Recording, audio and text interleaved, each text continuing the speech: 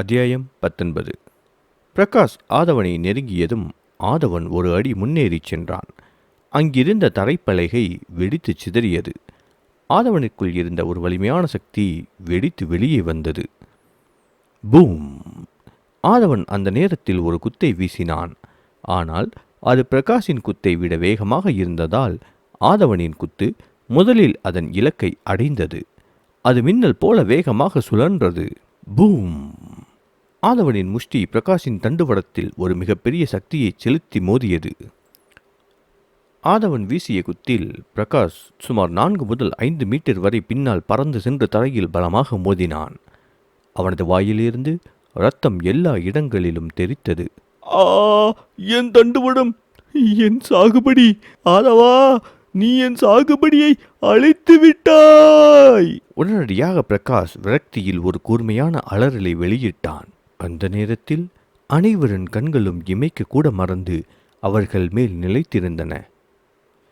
என்ன, ஆதவன் ஒரே அசைவால் பிரகாஷின் சாகுபடியை அழித்து விட்டானா? என்னால் இதை நம்பவே முடியவில்லை.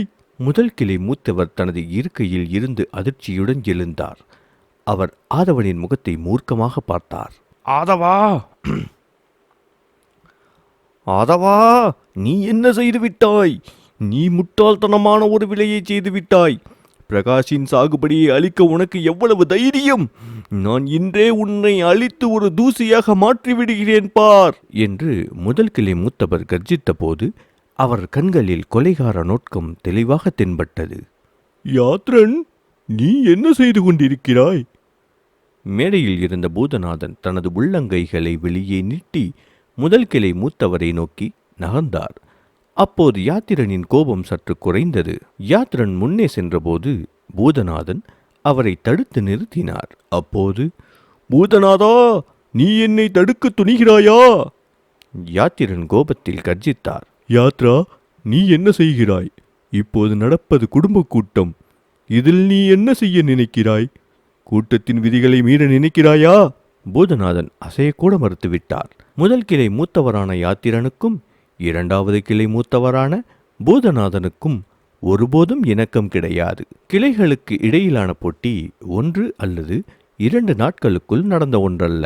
அது காலம் காலமாக இருக்கும் ஒன்றுதான். எனவே முதல் கிளை மூத்தவரை தாக்க அவருக்கு வாய்ப்பு கிடைத்த போது அதை பூதநாதன் நிச்சயமாக நிராகரிக்க மாட்டார். யாத்திரனை தனது வழியில் செல்ல அவர் ஒருபோதும் அனுமதிக்க மாட்டார். பின்னே செல்லுங்கள் யாத்திரனே, பின்னே செல்லுங்கள் யாத்ரன்! ஒரு முக்கிய மூத்தவர் மேலே இருந்த இருக்கையில் இருந்து கத்தினார். உடனே யோசித்த யாத்திரன் முக்கிய மூத்தவர்களை பார்த்து, பெரியவர்களே, பாருங்கள், இந்த முரட்டுத்தனமான ஆதவன் மிகவும் கொடூரமாக தாக்கிவிட்டான். அவன் பிரகாஷின் சாகுபடிகளை அழித்து விட்டான்.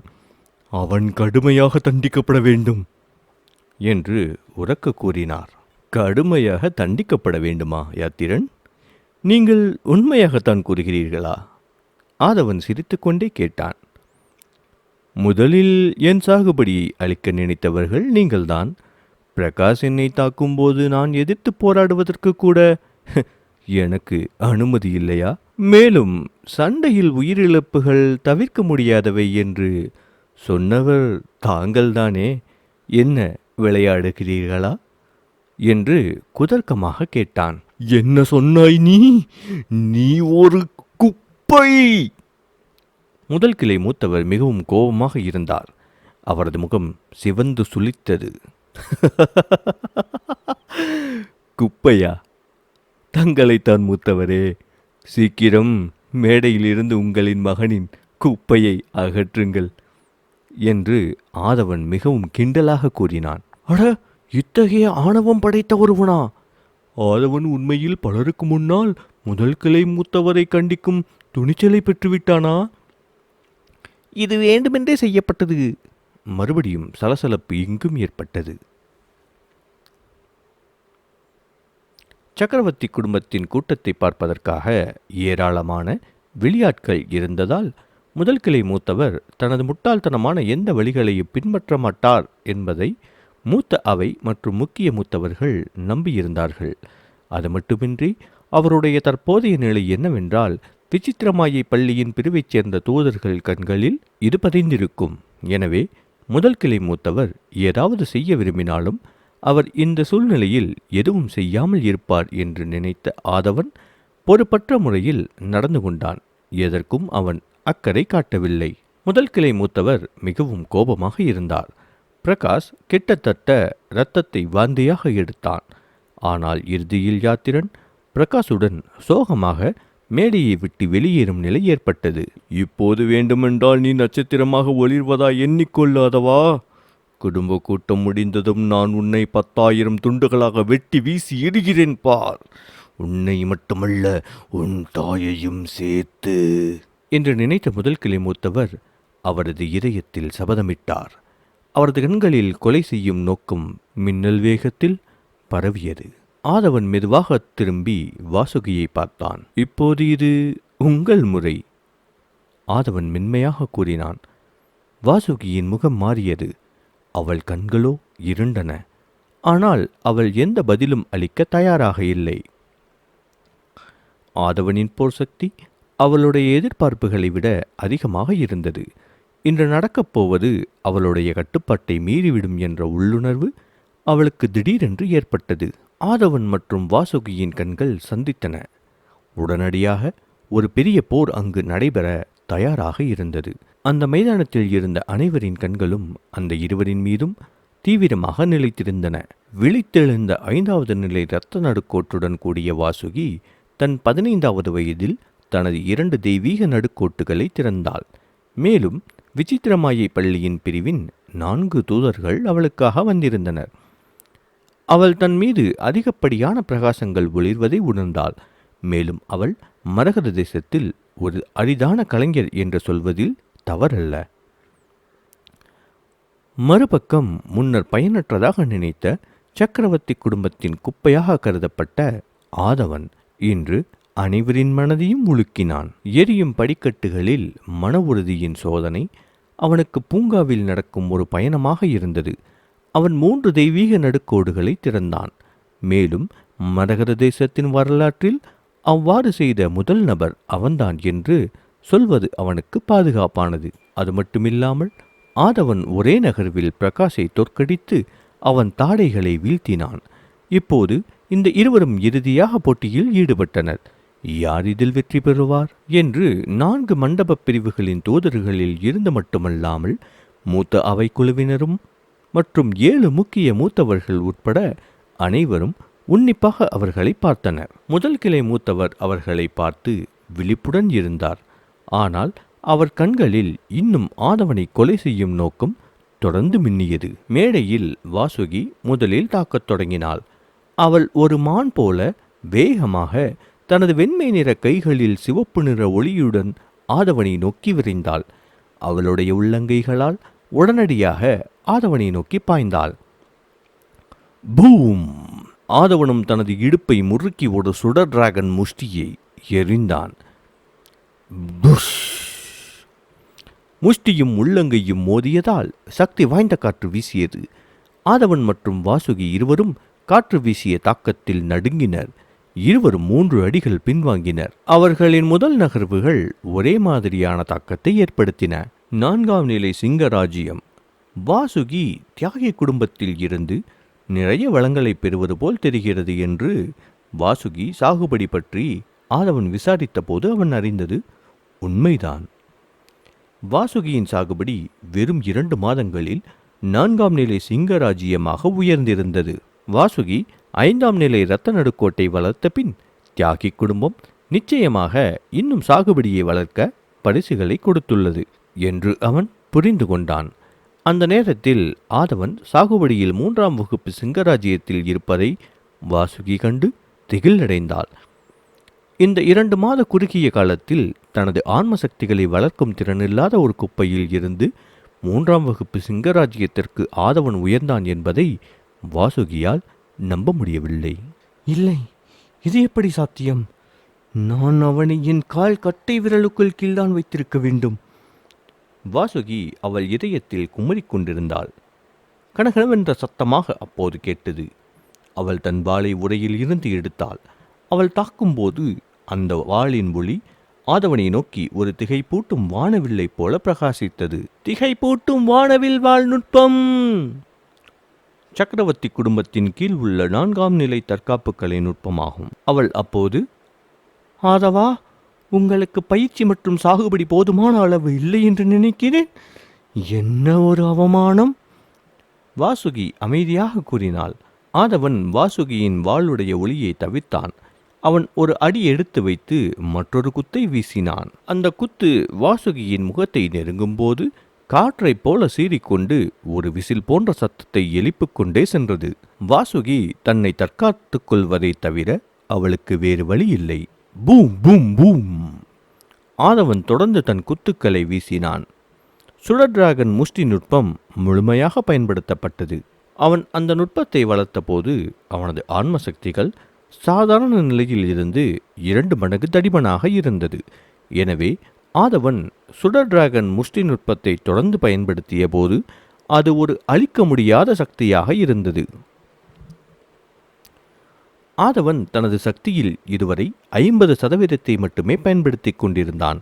இப்போது 100% பயன்படுத்த முடிவு செய்தான். ஒரு நொடி வாசுகி பின்வாங்க வேண்டிய கட்டாயம் ஏற்பட்டது. என்ன வாசுகி, அவ்வளவுதானா? நான் உன்னிடம் நிறைய எதிர்பார்த்து விட்டேன் போலவே. ஏமாந்து விட்டேன் என்று அலட்சியமாக கூறினான் ஆதவன்.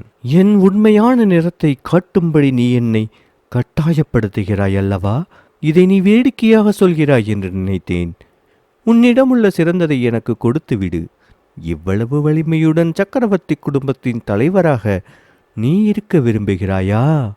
நீ முதலில் அதற்கு தகுதியானவனா என்று வாசுகி கோபமாக கூறினாள். அதை பார்த்து ஆதவன் முகம் சுளித்தான். அந்த இடம் முழுவதும் பரபரப்பால் சுற்றிச் சுழன்றது.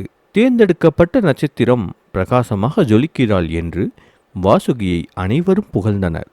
ஆனால் அது முற்றிலும் வேறாக இருந்தது. ஆதவனால் அவள் பலமுறை பின்வாங்க வேண்டிய கட்டாயம் ஏற்பட்டது. அவர்கள் அதை தங்கள் கண்களால் பார்த்த பின்பும் கூட இதை நம்புவது அனைவருக்கும் கடினமாக இருந்தது. வாசுகி கண்கள் கோபத்தில் கத்திய போது அவள் கோபத்தில் தன் உதட்டை கடித்து கட்டுப்படுத்தினாள். ஆதவா, நான் உண்மையிலேயே என்ன செய்ய முடியும் என்பதை இப்போது உனக்கு காட்டுகிறேன். திடீரென்று ஒரு சலசலப்பு ஏற்பட்டது. வாசுகியின் பின்னால் பிரகாசமான சிவப்பு ஒளி ஒன்று தோன்றியது. அவள் கண்களில் கண்ணீர் வழிந்ததோடு 5ஆம் நிலை இரத்த நடுக்கோட்டுகளை ஒன்று திரட்டி ஒரு குவிய புள்ளிகளை கொண்ட சிவப்பு நிற ஒளி பெரிய வடிவம் பெறத் தொடங்கியது.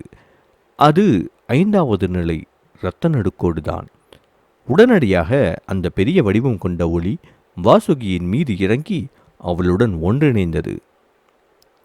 வாசுகியின் சக்தி உடனடியாக ஆபத்தான விகிதத்தில் அதிகரித்தது. இது ஒரு வகையான இரத்த மெரிடியன்களின் வெடிப்பு. ஒரு தற்காப்பு கலைஞருக்கு தங்கள் சக்தியை அதிகரிப்பதற்கான ஒரு சிறந்த வழியாகும். இரத்த மெரிடியன் அளவு உயர்ந்தால் சக்தியும் அதிகரிக்கும். இந்த வெடிப்பால் வாசுகியின் சக்தி 50% உயர்ந்துவிட்டது என்பதனை ஆதவன் உணர்ந்தான். வாசுகி ஆதவனை கொல்லும் நோக்கத்தில் தனது வாளை மின்னல் போல சுழற்றி முன்னேறினாள். அப்படியானால் சரி, சிறந்த வாழ்நுட்பத்தை யார் பயன்படுத்துகிறார்கள் என்று பார்ப்போம் என்று கூறிய ஆதவன் தனது முதுகில் இருந்து கருப்பு நிற ஃபீனிக்ஸ் இரத்த வாளை எடுத்து அமைதியாக சிரித்தான். ஆதவன் வாசுகியை தாக்கும் நோக்கத்தில் வாளை சுழற்றினான். அப்போது அவன் ஃபீனிக்ஸ் இரத்த வாளின் ஒளி நீரோடைகளாக மாறியது. டங் டிங் டங்! வாள்கள் ஒரு சப்தத்துடன் மோதின. வாசுகியின் வாளின் சக்தி உடனடியாக உடைந்தது. வாசுகி ஆதவனின் வாள்வொலியால் முழுமையாக மறைக்கப்பட்டாள். இப்போது வாசுகிக்கு வேறு வழியும் இல்லை. அவள் தனது முழு பலத்தை கொண்டு எதிர்கொள்ளத்தான் முடியும்.